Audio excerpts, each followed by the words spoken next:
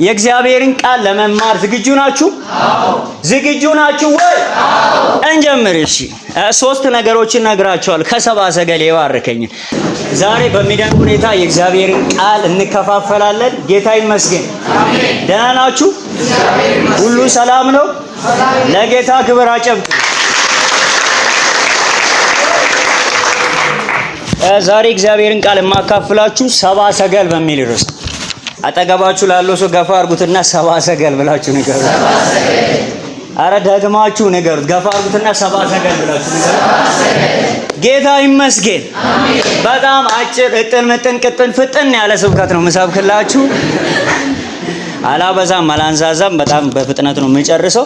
ሰብአ ሰገል በሚል ሐሳብ ሶስት በጣም መሰረታዊ የሆነውን ሐሳብ በተለይም ስለ ሰብአ ሰገሎች ብዙዎቻችን እናውቃለን እና መጽሐፍ ቅዱሳችን ላይ ሰብአ ሰገሎች ኢየሱስ ክርስቶስ በተወለደ ጊዜ ስጦታ ያመጡ ሰዎች ናቸው አይደል? ከነዚህ ሰዎች እኔን የባረከኝን ሶስት ሐሳቦችን ዛሬ አካፍላችኋለሁ። መጽሐፍ ቅዱስ የያዛችሁ ሰዎች ማቴዎስ ወንጌል ምዕራፍ 2ን ትከፍታላችሁ። ምዕራፍ 2 ቁጥር 1 ጀምሮ ላንብብላችሁ። ቁጥር 1 እና 2ን ብቻ አነባለሁ። እንደዚህ ይላል። ኢየሱስም በይሁዳ ቤተልሔም በንጉሱ በሄሮድስ ዘመን በተወለደ ጊዜ እነሆ ሰብአ ሰገል የተወለደው የአይሁድ ንጉስ ወዴት ነው? ኮከቡን በምስራቅ አይተን ልንሰግድለት መጥተናልና እያሉ ከምስራቅ ወደ ኢየሩሳሌም መጡ። ንጉሱ ሄሮድስም ሰምቶ ደነገጠ፣ ኢየሩሳሌምም ሁሉ ይላል። ቁጥር 11 ደግሞ እንደዚህ ይላል። ወደ ቤትም ገብቶ ሕፃኑን ከእናቱ ከማርያም ጋር አዩት፣ ወድቀውም ሰገዱለት። ሳጥኖቻቸውን ከፍቶ እጅ መንሻ ወርቅና ዕጣን ከርቤም አቀረቡለት። ወደ ሄሮድስም እንዳይመለሱ በሕልም ተረድቶ በሌላ መንገድ ወደ አገራቸው ተመለሱ ይላል። ጌታ ይባረክ። እዚህ ያላችሁ የእግዚአብሔርን ቃል ለመማር ዝግጁ ናችሁ? አዎ። ዝግጁ ናችሁ ወይ? አዎ። እንጀምር። እሺ፣ ሶስት ነገሮችን ነግራችኋል። ከሰብአ ሰገል የባረከኝ የመጀመሪያ ሰብአ ሰገሎች ኢየሱስን ያካብዳሉ። እስቲ ኢየሱስን አካብዳለሁ በሉ እስቲ። እኔ እኮ በጣም የደነቀኝ በጣም አጭር ሐሳብ ነው ማወራላችሁ። እኔ የደነቀኝ ጉዳይ እነዚህ ሰብአ ሰገሎች ከሩቅ ምስራቅ ነው የመጡትና ከመጡ በኋላ ኢየሱስን በነገራቸው ላይ አላቀለሉትም። በጣም የደነቀኝ ጉዳይ የነሱ ከመጡ በኋላ የተወለደው አንድ ጩጬ አላሉትም። እየሰማችሁ ነው? የሆነ አንድ ሕፃን ቢሉ ሄሮድስ አይደነግጥም። እነዚህ ጠቢባኖች ይዞ የመጡት ንግግር እኮ ሄሮድስን ብቻ አይደለም ከተማውን ጠቅላላ ነው ያስደነገጠው። ለምን ካላችሁ እያወሩ ያሉት ጉዳይ ቀላል አይደለም። በዛ ሰዓት የይሁዶች ንጉስ የነበረው ሄሮድስ ነው። ስለዚህ ሄሮድስ ጋር መጥቶ የተወለደው አሉና የሆነ ሕፃን ቢል አይደነግጥም። ብርቅ አይደለም ሕፃን መወለድ። ግን እያሉ ያሉት ምንድነው? የተወለደው የአይሁድ ንጉስ። ሰውየው እኮ ንጉስ ነው። ንጉሱ ፊት ቆሞ የተወለደው የአይሁድ ንጉስ ወዴት ነው አሉ። እኔ እኮ በጣም የደነቀኝ እነዚህ ሰዎች ሊሉ አይደለም የመጡት። ንጉሱ ጋር ሲንደርስ የተወለደው የአይሁድ ንጉስ ማን ነው ብለን እንጠይቃለን ብሎ አይደለም የመጡት። እያሉ ነው የመጡት ይመስለኛል። አዋጅ አዋጅ እያሉ የመጡ ይመስለኛል። እና ከተማ በሙሉ ተረብሿል። ለምን? የተወለደው የአይሁድ ንጉስ። እስቲ የአይሁድ ንጉስ በሉ እስቲ። የናዝሬቱ ኢየሱስ በሉ እስቲ። ኢየሱስን አላቀለሉትም። በንግግራቸው ኢየሱስ አልቀለለም። ሰዎቹ በጣም ተራ ሰዎች ቢሆኑ ንግግራቸው ተራ ይሆን ነበር። ንግግሩን ያከበደው የሰዎቹ ክብደት ነው። እነዚህ ሰብአ ሰገሎች በግሪኩ ቃል ማጎይ ይባላል። ማጎይ ከይሽ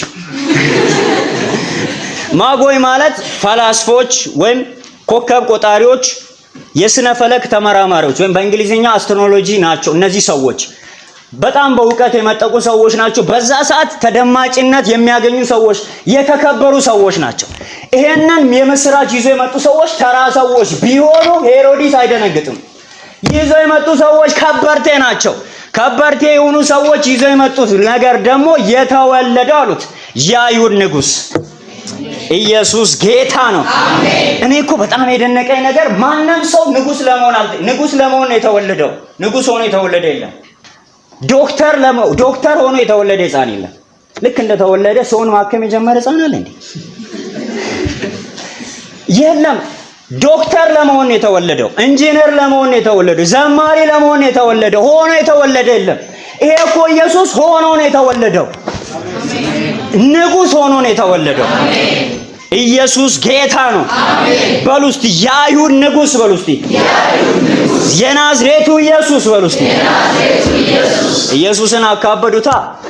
ኢየሱስን አላቀለሉትም። ሄሮድስ ጋር ደርሰው ሐሳብ አልቀየሩም። ኢየሱስን አካበዱ። ኢየሱስን አካብድ በሉት ጎናችሁ ላለው ሰው። ኢየሱስ አታቀሉት። ኢየሱስን በህይወታችሁ ላይ ኢየሱስ ክብደት አይጣ። ጌታ ይመስገን። ሁለተኛ ብዙ አላወራም። ኢየሱስን ነው የሚፈልጉት ሰባ ሰገሎች። ምንድነው ያልኳችሁ? ከሩቅ ምስራቅ የመጡት እኮ ስልጣን ፈልጎ አይደለም። ከሄሮድስ የሆነ ሹመት ፈልጎ አይደለም። እንደው ቢጠይቁ ሄሮድስ ያለምንም ማንገራገር ዶክመንት ምናምን ሳይጠይቃቸው ቶሎ ይቀጥራቸው ነበር። የሚፈለጉ ሰዎች ናቸው። ጠቢባን ናቸው እኮ ሰዎቹ። ግን ፈልጎ የመጡት ስልጣን አይደለም። ኢየሱስን ነው የፈለጉት።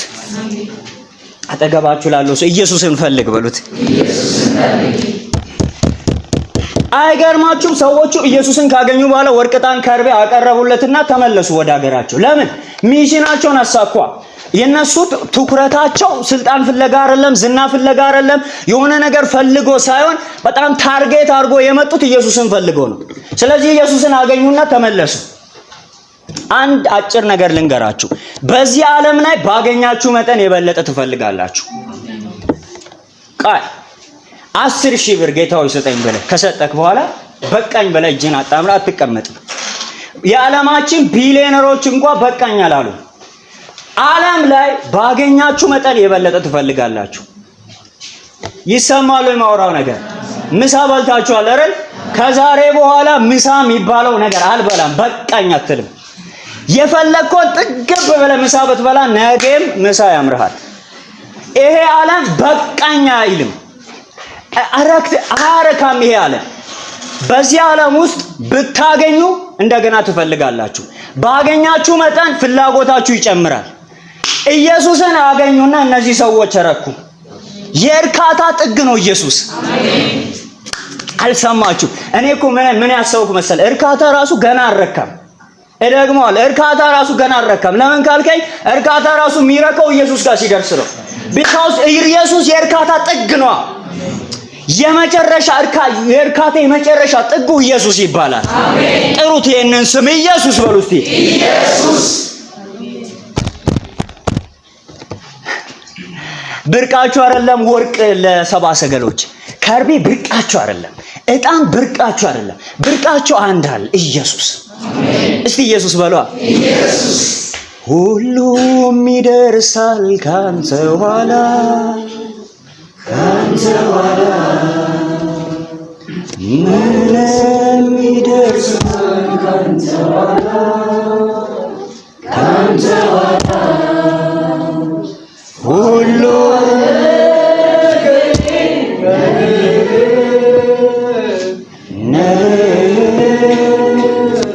ኢየሱስ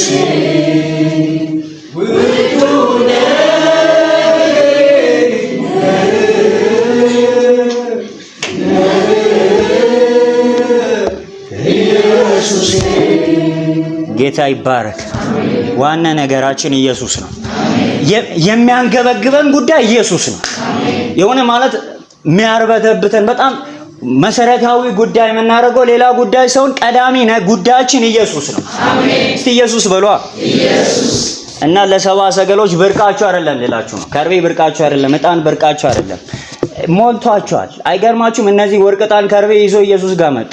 የዕጣን የከርቤ የወርቅ ችግር የለባቸውም። የገንዘብ ችግር የለባቸውም። የታዋቂነት ችግር የለባቸውም። ሰባ ሰገሎች ችግራቸው ኢየሱስ ነው። በቃ ኢየሱስን ማግኘት ነው። ረሃባቸው ኢየሱስ ይባላል።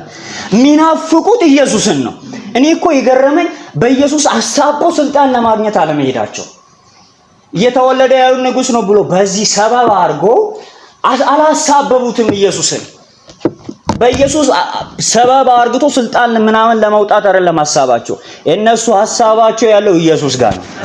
ቀልባቸውን የወሰደ ጉዳይ ኢየሱስ ነው። ሃሌሉያ ጌታ ይባረክ። ሶስተኛ እና የመጨረሻ ሰባ ሰገሎች ኢየሱስን ነው የሚያመልኩት። አይገርምም? እኔ እኮ ይሄ ምንድነው ከምስራቅ እያዩ የመጡት። እንደውም እነዚህ ሰዎች እኮ የመጡት ከሩቅ ምስራቅ ነው። ከይሁዳ ምስራቅ፣ ከአረብ ሀገር፣ ከሜሶጶጣሚያ ከሚባል ሀገር ነው የመጡት ንጉሱን ለማክበር።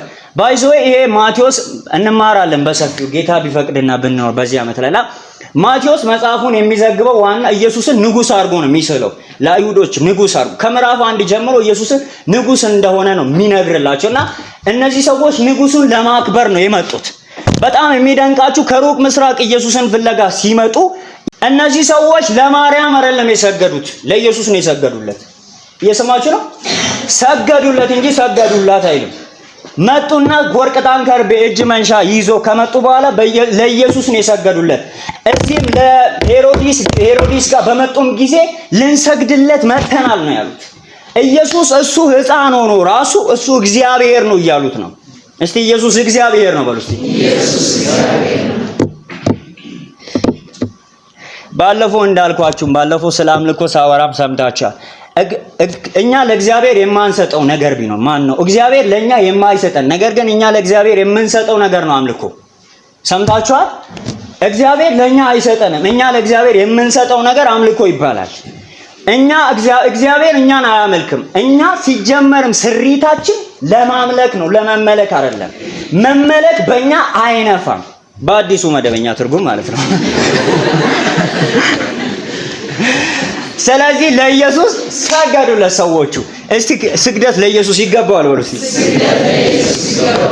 እና እንትኑን ባዩት ጊዜ ኮከቡን ባዩት ጊዜ ደስ አላቸው እንጂ ኮከቡን ባዩት ጊዜ ወርሺፕ አረጉ አይደል። እና ለኮከቡ ስግደት አይገባም። ስግደት የሚገባው ለናዝሬቱ ለኢየሱስ ነው። እስቲ ዋና ነገር ኢየሱስ ነው በሉ እስቲ። ዋና ነገር ኢየሱስ ነው። የሚያንገበግባችሁ ጉዳይ ካለ ኢየሱስ ይሁን። አሜን። ቀልባችሁን ኢየሱስ ይውሰደው። አሜን። ስትወጡ ስትገቡ ኢየሱስን በእናንተ አካባቢ ኢየሱስ ይሽተት። አሜን። ጌታ ይባርካችሁ። በጣም ውድድ አደረጋችኋል።